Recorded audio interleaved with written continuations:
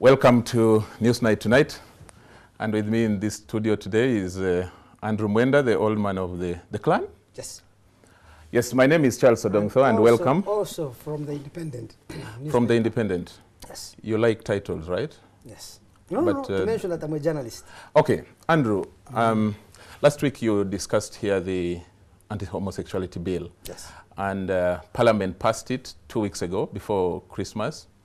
And of course, it can't get finished. The discussion is still going on. On the news, we have a protest in London. And there are people calling on Museveni, president, not to sign. But of course, we know that it hasn't reached him. Today, we are looking at the politics of this bill. What's about this bill that makes it a big issue? What's about anti-homosexuality in this country? Or what is about homosexuality in this country? Is it an issue, really? Well, first of all, I should tell you, I have this suspicion, backed by no evidence at all, that maybe anything between 80 to 90% of Ugandans are homophobic. Is that so? Yeah, this is my suspicion, by the way. So I've told you it is not backed by any evidence. It is but you should have a reason to suspect that. Because that's a serious accusation. Most Ugandans I meet, even at my office, when I ask them, they're very, very hostile to homosexuals. That is one. So the NRM government, over the last many years, has suffered moral atrophy. You know what I mean by moral atrophy? Explain that. The government has been latching from one corruption scandal to another, from one corruption disaster to another. So if you look at the moral standing of the NRM in the eyes of many Ugandans, it is in the ghetto, it is in the mud. And people don't trust this government as being led by people who are morally upright. Now, just put yourself in the shoes of many NRM politicians. How do you regain your moral standing in a society which you have been cannibalizing the state and looting? And I think they have looked at this anti-homosexuality movement as a vehicle to regain their moral standing by positioning NRM as the champion of Uganda's morals, as the champion. Hold a second, please. Hold a second. Let me finish my line of thought, Charles.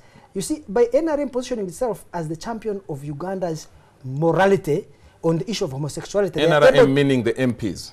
The MPs and the whole party, I think, even the president is benefiting from it. That is why he did not kill it in the bud. He may not sign, I suspect himself will not sign this bill, but he needs to position himself and the NRM as the custodians of Uganda's morality. Because you see, they are suffering a very serious moral deficit on the level of governance and corruption, so they must regain it somewhere. And this campaign against homosexuals fits directly into the prejudices and biases of Ugandans and allows NRM to regain its moral actually standing. think to the contrary. My suspicion is this, which is based in fact, that MPs have a duty, they have a mandate. They are supposed to make laws. And if there is a problem, they make the laws to address those problems. And that is what exactly they have done. I don't think it is about homophobia. What do you think? Well, I think that, you see, if me and you, Charles Odongtho, decided to go to the privacy of our bedroom and have sex, let me even assume that it is immoral. Do you think the government of Uganda should begin legislating morality?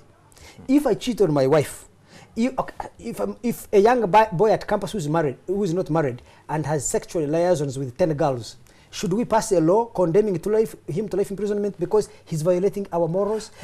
Remember our morals as a society here, a girl is not supposed to have sex before marriage. Yes. Assuming, should we legislate that all girls who have sex before marriage and all boys who have sex before marriage should go to prison for life? Because remember, the people like Pastor Martin Sempa who are promoting this law using the church as justification, I should tell you that Jesus Christ, when somebody was sinning, he said, let who has not sinned cast the first stone. No, let's first come back to the real issue. You said you suspect President Museveni will not sign this bill. Yes. We know you may ask that me the West or donors are putting pressure on him that he shouldn't sign it. Why do you think President Museveni, whose budget only up to about 18% now is supported by the donors, should be scared and not to sign when his parliament, he enjoys a majority in parliament, the NRM MPs are the majority, is the one that has passed it. So why should he fear? I should put it for you like this, Charles. You know, if you talk to these Ugandan politicians on matters of homosexuality, you will be surprised to find that Museveni has the most progressive position. Now, of course, his position, compared to many people who are much more civilized, his position is very progressive, but it is much more advanced compared to the mainstream Uganda. Because unlike other Ugandans, Museveni has a historical perspective. One, he agrees that homosexuality existed in a pre-colonial African society. True. B, that African societies were cognizant of its existence. C, that African societies never persecuted or condemned homosexuals. They just ignored them, and it was therefore kept private, which means that society tolerated it and never persecuted these people. So I find Museveni's position on homosexuals actually progressive. But you see, the MPs say, one, it is not African without any evidence. The other day, a young Ugandan in Paris sent me a book, which is a huge book like this. It's a collection of studies across about 37 African communities, which was done in the 1940s, 50s, studying the existence of homosexuality. In 37 African countries, about 167 communities that were studied by anthropologists who lived in these communities in the 1940s and 50s. So these people who say it's not African, you can clearly see, like Pastor Martin Semper, they are just ignorant, spewing ignorance. So let me come to prescribe a solution so let me in finish light of this. the trouble that we are facing right now, According to the MPs. Let me answer the question you asked me. Yeah. So you asked me, will Museveni will not sign Why because... would he fear? No, because he agrees at least that this is a practice that existed in Africa, and we do not have a precedent in Africa of persecuting homosexuals. The persecution of homosexuals was introduced to Uganda by the British colonial government through the implementation of Victorian laws. You should know that one of the greatest scientists who broke the Enigma code of the Nazis in the Second World War was a British scientist who was executed. I think he was condemned to sent to life imprisonment, condemned to death, and never to hold public office or something like that in 1953 by British law. These are British laws, they're not African laws.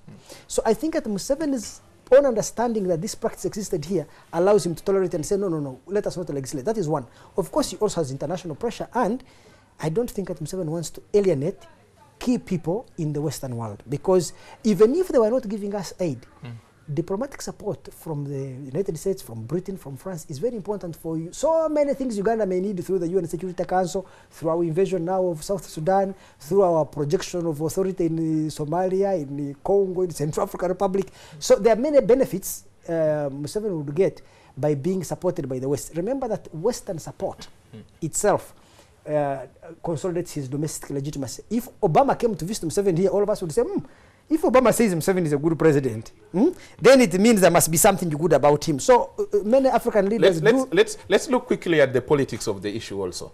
In terms of the internal politics here, this to some people has been one of the hardest, political sticks that Kadaga has given, or Parliament has given Museveni, and that because almost over 80% of Ugandans, we can say that. It's not tested, like you said, but we can tell that majority of Ugandans do not accept homosexuality, and they are supporting it. Now, is it one way of Kadaga giving Museveni a hard ball to play? That I throw it at you, I've done my part as Parliament, I think now so. It is up to you. I think How so. does that play for Museveni? Or even from Mbabazi, the Prime Minister, because you know that Mbabazi has gone on air, on the record, including recently in the meeting with diplomats, and said he thinks that the people who made this law are abnormal. Yes, I support the Prime Minister on that position. You see, the members of Parliament of Uganda who passed this law are the most corrupt people that I know in this country. They bribe. No, but you cannot generalize people. Corruption is a different thing, Andrew. And so if we are discussing corruption, that's a different game ball. What is the but justification in this against issue, they have done their part as MPs, Charles, as legislators, yes. as Charles, lawmakers. let me ask you, what harms this society more? These civil servants and politicians who steal public funds, or homosexuals who have sex in the private? Of course, Andrew, we cannot scale these issues. They are all issues that we have to deal with as a society, yes. as a country. But Charles, really, I wanted to answer my question. Homosexuality has become an issue, money, and laws have to be made. Who is more harmful to this society? These politicians who steal money meant for hospitals, schools, roads. Of course, all of them are bad. All of them are bad. Or and young all of men them have and to be women who condemned. go in the privacy of their bedrooms and have sex. But by the way, the issue that these guys are talking about is not that we should go and look into their beds. The issue they're talking about is the promotion, is the recruiting of young children in schools. That's as far as the law is concerned, Andrew. Tell me the facts you have. Charles, you have not read the law. I have read it. The law. Even the one that was sent to the president, I read it, including the minority report, Andrew. The law actually provides a life sentence for those who indulge in the act, not those who recruit. Andrew, we have to be getting out of the studio. That was the Newsnight tonight with me, Charles Odongtho, and Andrew Mwenda. The old man of the clan.